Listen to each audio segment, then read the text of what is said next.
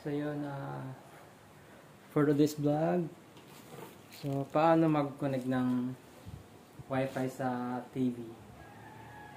So kung nasa lahat ako yung TV nyo is smart TV. Yan, na-open na natin. Turuan ko kayo mag-connect sa wifi.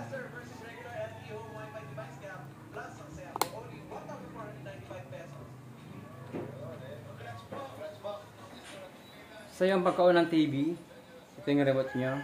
Yan. Nakikita nyo to? Ito. Yan. I-click nyo lang yan para sa to connect sa wifi. Pag-click nyo, nakikita nyo ba? Hindi.